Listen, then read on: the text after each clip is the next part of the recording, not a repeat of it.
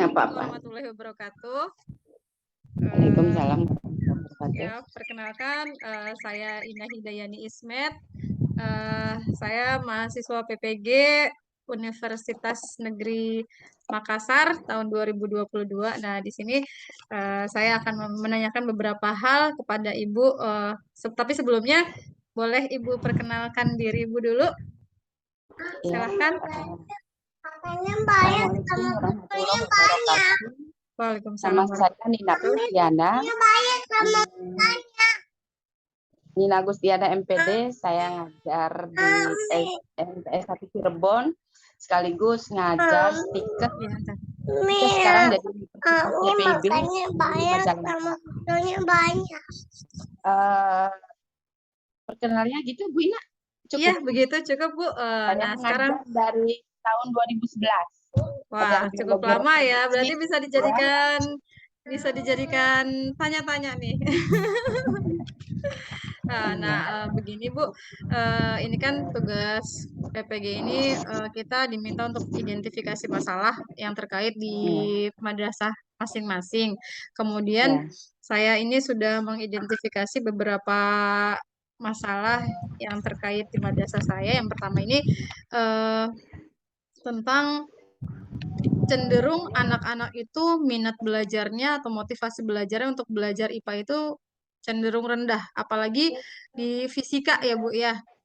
Nah itu menurut Ibu faktor apa saja yang menyebabkan mereka itu motivasi belajarnya untuk apalagi untuk pelajaran IPA di materi usaha dan pesawat sederhana ini saya spesifiknya itu cenderung rendah.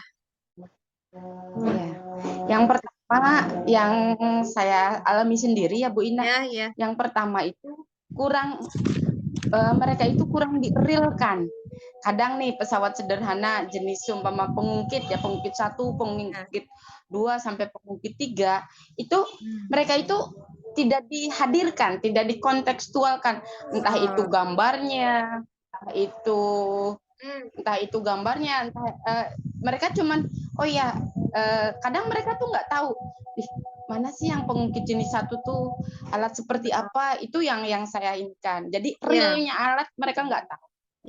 Yang kedua, ketika seumpama lengan beban, lengan kuasa, mereka tuh taunya tuh dari gambar sini ke sini. Jadi mereka nggak tahu realnya kayak apa gitu loh. Ketika soalnya saya pernah, karena teman juga ada pernah yang PTK tentang ini yang sederhana khusus jenis pengungkit.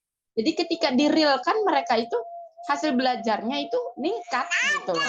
Daripada tidak direalkan gitu. Jadi seumpama alat pengungkitnya itu gunting kuku. Nah, gunting kuku disenti sendiri, dia sendiri. Itu jauh lebih mereka itu jauh lebih paham gitu. Karena yang tadinya abstrak itu menjadi nyata.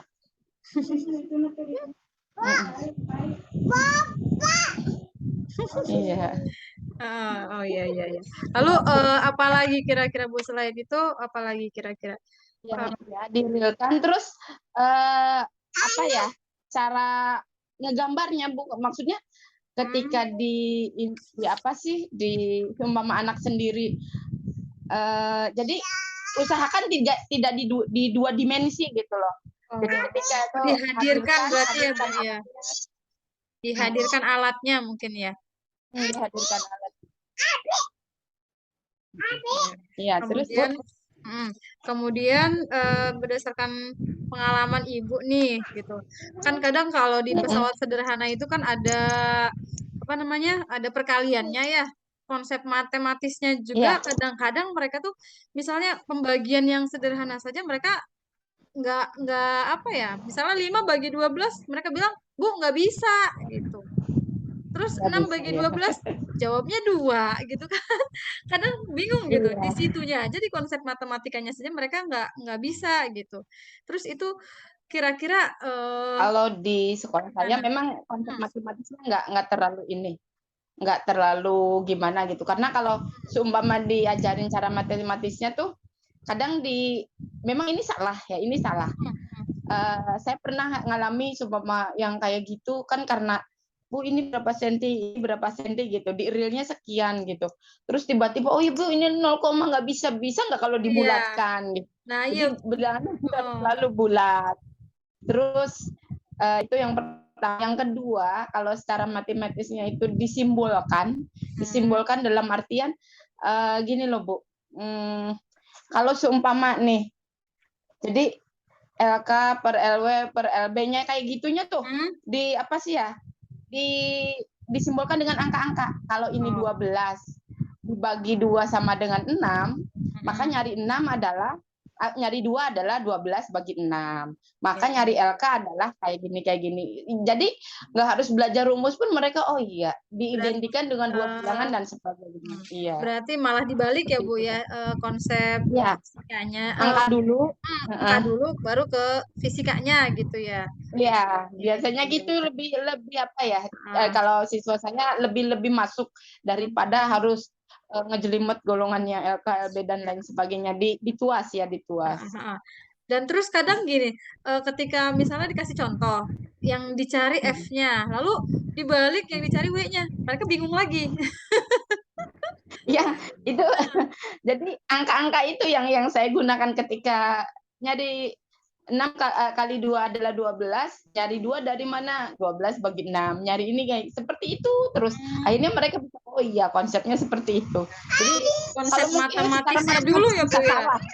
Konsep matematisnya dulu ya yang diiniin dulu biar mereka paham baru dipindahin ke fisikanya gitu. Iya. Oke. Terus terkait gini, kan kadang saya sendiri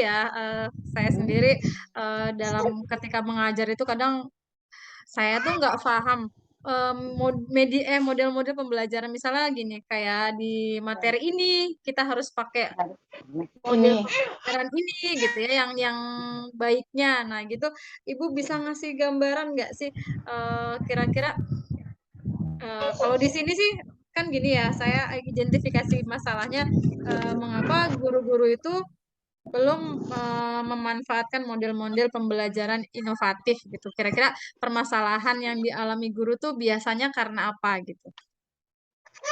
yang pertama memang menyesuaikan model dan ini ya Bu Ina, model dan ini.